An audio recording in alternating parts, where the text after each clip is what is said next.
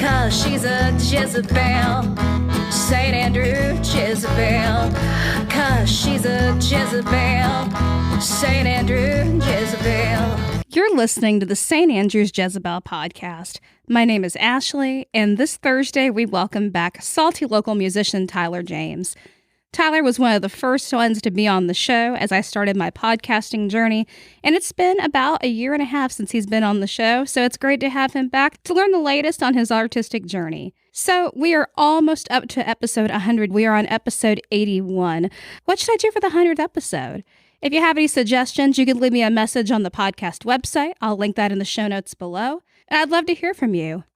Next week, we've got salty local comedian Janet Fortune on the show for Season 4, Episode 4. That will be out July 21st. Also, don't forget to follow us wherever you get your podcast and share with all your salty friends or folks who might be visiting the area soon. Coming up, we have the ever-talented Tyler James. It's time to sit back, relax, grab your favorite beer, and enjoy the show. We are welcoming back Tyler James. Welcome back, Tyler. This time we're at the Bay County Public Library. It's been a little while since you've been on the show, and that was one of my most favorite episodes. What's the latest in your musical journey? Well, we just booked a festival in Shreveport, Louisiana for October, and so the goal is to, we're always working on writing and all that, and the band is all kind of finally clicking into place now, and so now we're really going to start working hard on getting the album written and recorded. Most of it's written. It just needs everybody's little spice. I always say, all the songs are like a gumbo. Everybody's got to put their flavor in there, put a little spice in it, put a little bit of this, a little bit of that, make it all work together. Because with me, I'm just the rice. I'm just the bland rice at the bottom of it, right? These guys are the ones that bring all the good stuff in it. Fantastic. So who's in the band and what's the instrumentation? So we got Matt May, who's playing drums, and he and I are playing as a duo 4 or 5 nights a week. So you can always catch us playing together. And then Derek Blackman Jr. on bass. And he's been playing with me off and on for a couple of years now, but he's moved down to Panama City permanently. He was living in Georgia and driving down here to play shows and then driving straight back as soon as we were done. It was insane. But now he's down here, so we're working together a lot more trio shows. We just played over in Carabel this past weekend. Had a good time at that. But that's my two main guys, my main trio right there. And then sometimes we bring in a couple other guys like Dominic Boston on keyboards and my little roster. I could go on for like an entire day just on musicians that come and play with me on occasion. That's fantastic. And I saw you not too long ago with your drummer, and y'all were playing some King Harvest. I was impressed. No, I don't know. Were we doing King? Maybe. I don't even know. Who knows? Dancing in the Moonlight? Yeah, we were, yeah. I love it. That's one of my favorite songs. I'm really terrible about not putting set lists together, and I just kind of pull from a massive list of songs, and then at the end of the night, I'm like, what did we even play? That's what I do. I don't use a set list. Yeah. Yeah. You got to read the room, feel it out, So if I remember right, you got to open for J.J. Gray since our last interview. What was that experience like? It was a lot of fun. That was the first big band that I got to put together since I've been down here in Panama City. So that side of it was a lot of fun. We had, list off everybody. We had Wesley Best playing drum. Of course, Derek was playing bass with me. Dominic on keyboards, Matt Siegel on guitar, Chris Woods on rhythm guitar, and Emma Woods with backup vocals. And Chris was also singing backup vocals as well. So pretty big band, and it was a lot of fun. All the rehearsals leading up to it and really, putting a show together for that was awesome. Of course, the show itself was amazing. Got to talk to JJ for a little bit when we first got there for load in and sound check. And he's a super nice guy. It was very cool, very down to earth. Told us some pretty funny stories. But yeah, it was just, shows go. It's like all the work leading up to it, and then it's gone like that. So ain't that the truth? I'm sorry. It just happened. Right? You're over before you start. Yep. Yeah. And so for those who haven't seen you perform, they might not know that you're often accompanied by Gorgeous George on stage. Yeah. What's the story on Gorgeous George? So George is my service dog, actually. And George, we got him as a foster. My wife had found him through the Heartland Rescue Ranch. Nobody would take him because he had mange. Really bad. He had no hair on him at all. He's all swollen, scabby, and disgusting. And my wife shows me pictures of him. I'm like, yeah, he's cute, but we don't need another dog. We got enough dogs. We don't need any more. We got stuff going on, whatever. And that's my opinion, but do whatever you want to do, right? I'm always going to support her choice when it comes to that stuff. So I go out of town for a couple of days to play some shows, come home, and this gross little meatball is in the kennel. Everybody else is asleep. because I get home late, of course. And so I opened the kennel and we just clicked immediately. And so I started working with him, training him and all that. I noticed that when I would play, he would just come and lay down next to me whenever I was playing at home. And so after he kept doing it, and it didn't matter what I was playing, I'd get on my drum set and he would come and lay down in there. He just wanted to be around me and the music. And so I started training him more and then took him out to the show. Said, let's just see what happens. And he, that's it. He just hangs out. He goes to sleep. That part was no training at all. The rest of it, of course, is a lot of work. But yeah, he just likes being around the music. In fact, we went to Mosey's opening weekend and he was dragging me inside to go listen to the band because he didn't want to stay outside. He wanted to get in there and hear it. So he's absolutely the coolest dog in town. Yeah, he's pretty cool. And to see him now, he's very handsome and very sweet. Yes. Well, they had named him Sloth at the rescue. And I'm assuming because he's a slow, kind of lazy guy. And but I was just thinking of the Goonies. And I'm like, as much as I love that character, Sloth's kind of an ugly dude. I don't want to name an ugly dog an ugly dude's name, right? So let's Gorgeous George. Let's let him grow into it, of course. And now he's like this muscly, gorgeous dog, just like the wrestler of the same name. So he grew into it. Absolutely. So another big part of your performance, more so, I guess, when you're playing in a two-piece or maybe solo, is that you incorporate the loop pedal. Yes. For our gear nerds out there, what kind of looper do you use right now? I use the Ditto X4, and I've had it for 2 or 3 years now. I really like that pedal a lot. I've played with some of the other ones. I know there's pedals that can do a lot more than that one can, but I'm not that deep. I'm laying down bass tracks and I may, well, it sounds like I'm saying a bass guitar, but you know what I mean? I lay down the guitar tracks and then depending on if I'm playing solo, sometimes I incorporate a little mini drum set that I'll add that into it as well. But I'm not using a lot of effects and stuff with the looper pedals. I've played with the RC 300, I think it is, the Boss.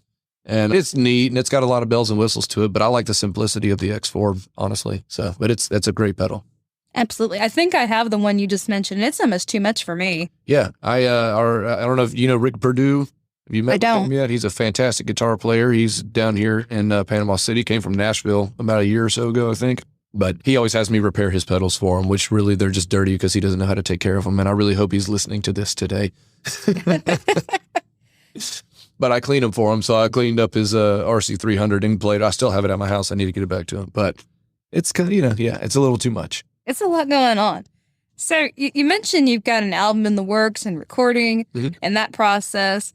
Aside from that, what's your creative intentions for the summer? Just trying to hone in on my skill overall. I played, Matt and I played up at Maggie's Musical Farm last night at the time of this recording. And they did a songwriter round afterwards. We played all my original stuff and then sat back and listened to all these folks play their music. And I was just like, I'm so glad that y'all didn't play before me because I just said, no, I'm good. And it was just seeing the imagery in their lyrics, right? The finesse in their fingertips and their playing and all that. And I realized man, I'm like garbage. I know that I'm not, but it's, it's like you just hear these, when you hear somebody that's on that next level, you just like, man, okay, time to work. It's time to get back to work. So that's where I'm at right now. I'm back in the woodshed. Let's extend the skills. Let's work on it. Let's get better. My dynamics need work. My, finesse. I need to get that touch, That resonates with me because, first of all, I love Mike and Maggie's Musical Farm out there in Youngstown, but I just got back from the Florida Folk Festival, which they normally perform there, but due to Mike having some health issues, they were not able to make it this year. And the unique thing about that festival is you only play a 30-minute set. Right. So it's like 30 minutes of badassery, and then you, and then more badassery. Right, yeah. And what it does is, like you said, it forces you back into the woodshed because you just realize, oh my gosh, everybody is so good. Right. And I want to get better. Yep. So absolutely. But that's the drive in music, right? And if you're not finding that, I've heard it said several different ways. If you're the smartest person in the room, if you're the best person in the room, whatever, you're in the wrong room, right? Always surround yourself with people that are better than you. And that's what should keep you motivated to continue to work hard and continue to hone that craft, Absolutely. And now, how do you balance your professional life with your family life? Well, I'm very lucky that, my wife is an artist and we homeschool our kids. And so, we're home all day with the kids and then I'm out the door usually around 4. So, 5 days a week I miss out on dinner and putting the kids to bed, but yeah, I get the entire day with them, and we 2 days a week off, and we, especially this time of year, we try to have a water day every single week. So we'll go either out to the beach or up to the springs, which is the only reason I know where Maggie's is, because we go to Pitt and Sylvan all the time, and it's right there. But, kayaking trip, paddleboarding, surfing, anything we can do, get out and enjoy it. I don't even think of it as a balance, because it's not even a balance. It's just life, It is what it is. We wake up every day. We're together all day long. I go out, play my shows, come back. We do it again the next day. It works. I will say that that's part of the last question, where that skill and practice time kind of suffers, because I do try to spend more time, with my wife, with my kids while I'm there. It's a weird, selfish feeling. I feel like when I go into my studio to practice and do those kind of things. So I got to work on that. Kelsi is amazing. Tell us about her artwork.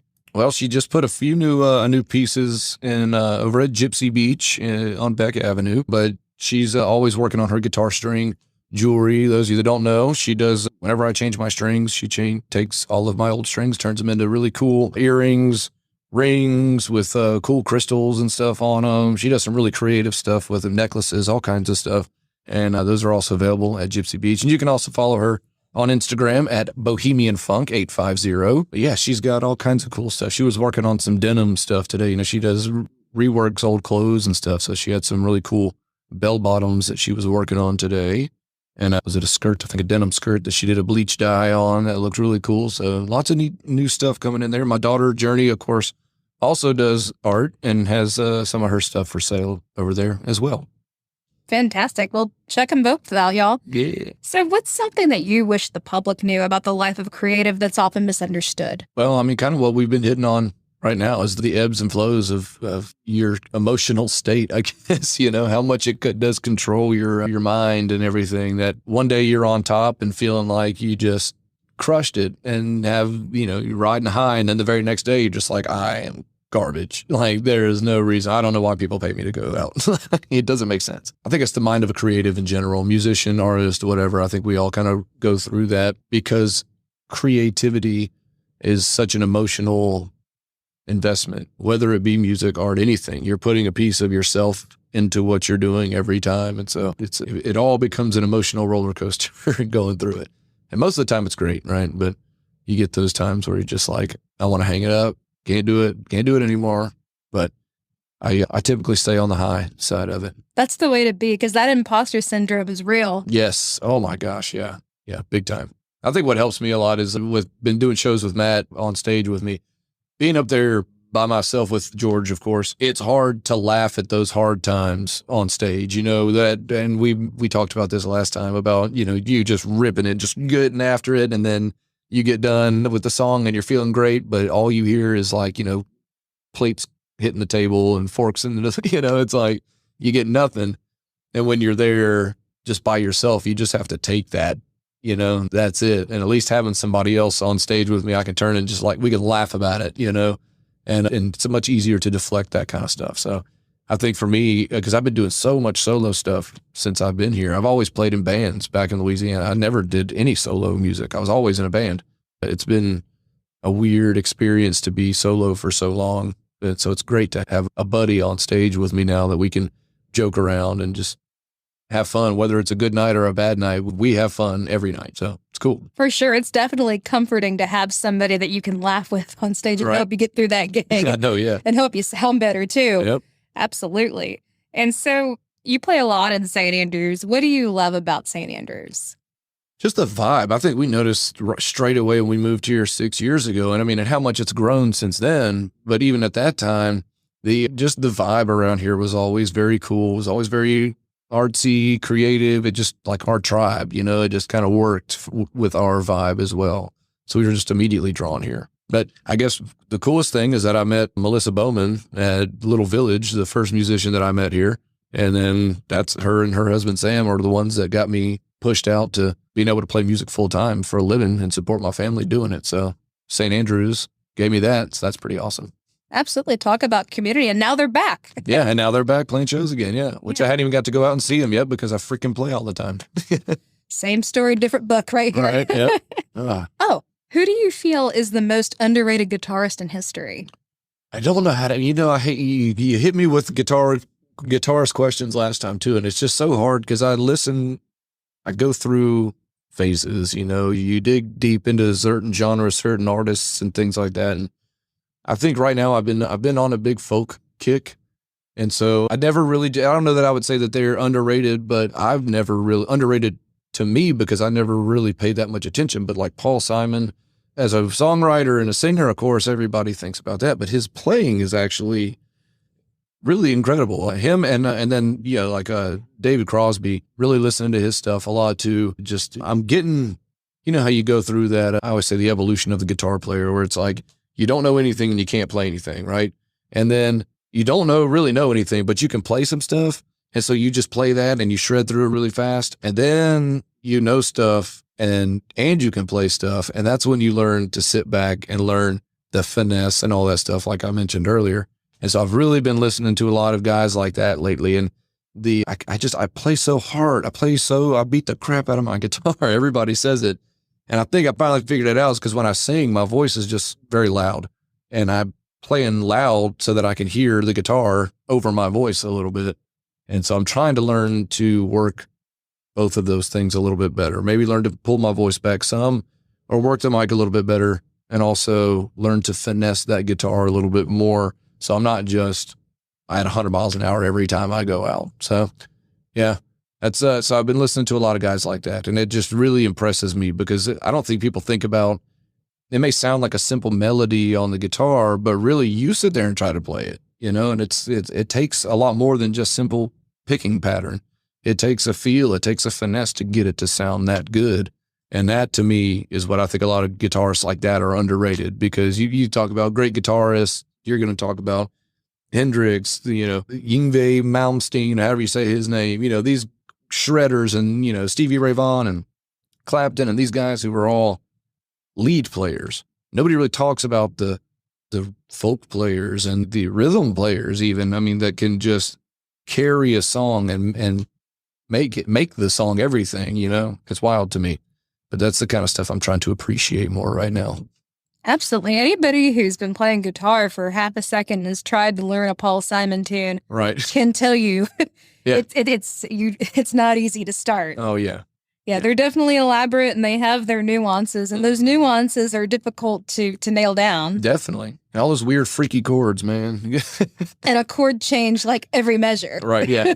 Oh, yeah. So where are you playing throughout the summer? Okay, so we have regular gigs every Wednesday night at Peddler's Pavilion, which is over in Seacrest in South Walton County. Thursday nights at Off the Hook over on the beach side, and Sunday nights at that Cajun place over on Thomas as well. Fridays and Saturdays, we just kind of fill in wherever we get in, and I keep Mondays and Tuesdays off to spend my days, give a lot of days in, But yeah, 3 regular gigs. You can always catch us there. And of course, you can always see the full schedule on Facebook. You can just search Tyler James on Pages, and on Instagram is at Tyler James Rocks.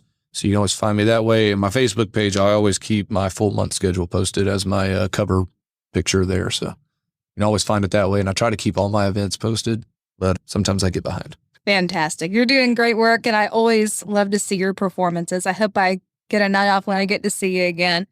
What's something no one ever told you about being a musician before you started? Oh, work, man. You look at, you're growing up as a kid looking at your idols, right? Whoever it may be. And those guys, you don't see the 20 years of work that they put in or however long that they put in of lugging their gear in and out the door, keeping up with it. All you see is them with roadies setting their stuff up and a guitar tech changing their strings and doing, they just walk on stage and play. And that ain't it, homie. So what I always tell people, I get paid for 2 hours of work and 3 hours of joking around and drinking beers with my buddy. So the ratio works out pretty well, but I'd like to narrow that work bar down a little bit more,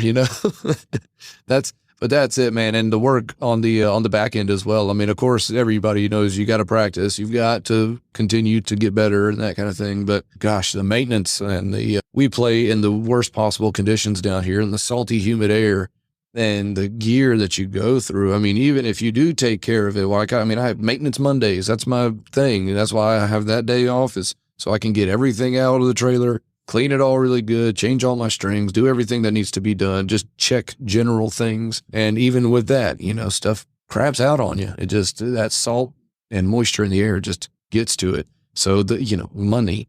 You never can find the gear review videos that are like after 500 hours of playing with that pedal, 3 months, roughly 2 months. Anyway, you're seeing these reviews of a piece of gear and it's like, oh yeah, we just got out of the box. It sounds great. We love it. Of course it does. Yeah, right. Yeah. It's so cool. Yeah. It's okay. Let me see it after you've been playing on the beach in the South for 3-4 months, for 6 months, for a year, and then tell me all the crap that went wrong with it. And then I'll be ready to buy that thing. But that's where, you find that perfect pedal or whatever it is, or that guitar. Bought a $2,500 guitar only to just have to return it a month later because it crapped out and they couldn't fix it. They sent me a new one, a replacement. It sounded like garbage. And I said, for this money, I'm not dealing with this. And I sent it back. And it's like, that's the kind of stuff. And before that, I thought it was the perfect guitar for me. It did everything that I needed. It was awesome. It sounded great when it worked, but it just couldn't handle a real gigging atmosphere. Maybe it's a great studio guitar, but it definitely was not a gigging guitar. That's the kind of stuff that you wish you could know before getting into this. I mean, the amount of money that you'll go through just trying to find things that work and will continue to work. I mean, yeah, sound and tone is great and all, but longevity in this business is also extremely important until you get to that level where you've got your roadies and you've got your guitar techs, because then you can afford to break a pedal every 6 months and buy a new one. But yeah, I got 3 hungry kids and a wife. I can't do that just yet. I don't have all that, and I don't either. But, that should be a thing. Honest reviews. This piece of equipment 3 months later. Yeah. Yep. I would definitely watch that. Absolutely. Well, I'm hoping to maybe get something like that going soon. So I've been talking about it for like 2 years now. So maybe I'll finally, now that it's going to be out in the airwaves, I'll actually start on it. Do it.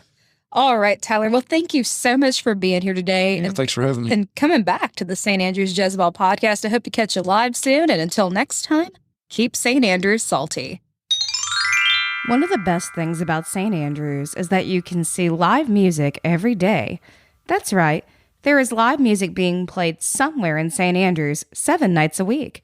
Fortunately, my friend Ken Schaefer creates and publishes a weekly schedule for St. Andrews as well as most of Bay County. Ken's spreadsheet schedule is updated often when there's any changes. Ken also shares individual music events and is walking the walk and talking the talk when it comes to supporting live music.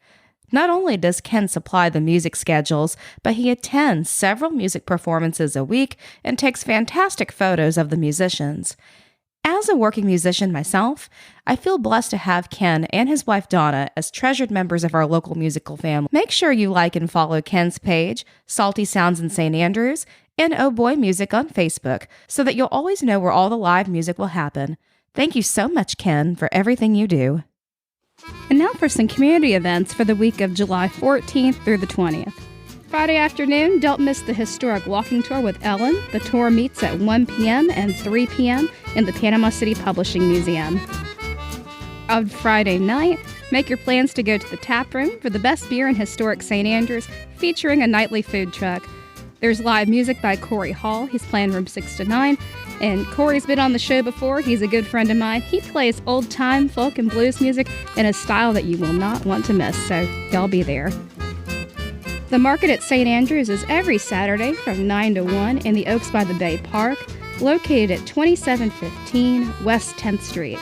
This is the perfect place to support your local farmers, food trucks, and the musicians who will be performing at the tap room right across the street from the market. Once you finished up your fun at the market, head over to the Little Village for Woods the Band from 6 to 9. On Monday, you've got Monday Night Little Fest. That's a local musicians showcase. That's at the tap room. You've got craft beer. You've got live music. Wonderful courtyard to hang out in. You can't beat it. On Tuesday, that's a good day to go see the new Coastal Birds exhibit on Janie's Fence, and it's absolutely beautiful. All of the artwork was created by Floriopolis volunteers, and the exhibit is also managed by the Floriopolis volunteers. The exhibit will be up for the rest of July, and artists featured in the exhibit are Jim Hayton, J.D. Justice, Heather Parker, Silas Dyer, Dolly Jewell, Annie Mae, Barbara Dyer, and the art students from Chautauqua Learn and Serve. And who could forget, on Wednesday, they've got a comedy open mic at the Library on Beck, and that's every Wednesday from 8 to 10 p.m., and it's hosted by next week's guest, Janet Fortune, and you can sign up in person at 7:30. That's all the community events I've got for this week. Tune in next week for more. Thank y'all so much for listening to Season 4, Episode 3, and be sure to follow Tyler James on your socials. We'll be back next Thursday, July 21st, with local comedian Janet Fortune. Janet hosts a weekly comedy open mic at the library, and that's every Wednesday, and she does a great job. So I'm super excited for y'all to hear her next week. As always, if you'd like to support the podcast, please visit our Ko-fi page where you can make a one-time donation. I'll link it in the show notes below. Don't forget to follow us wherever you get your podcast, and share it with all your salty friends. If you're interested in sponsoring an episode or two, message me and I'll send you the info. For those of y'all who liked our theme song, it was written by me and recorded by Dave Schwartz at Boundless Sounds on the campus of Gulf Coast State College. Again, if the podcast has brought value to your life, hit that follow button, share with all your friends, or consider donating to the podcast. Your donations keep me going, they help me pay for my web hosting, my editing software, gas to interview the guest, and the time spent creating the episodes. To those of y'all who have made donations and shared, thank y'all so much, and until next time, keep St. Andrews salty.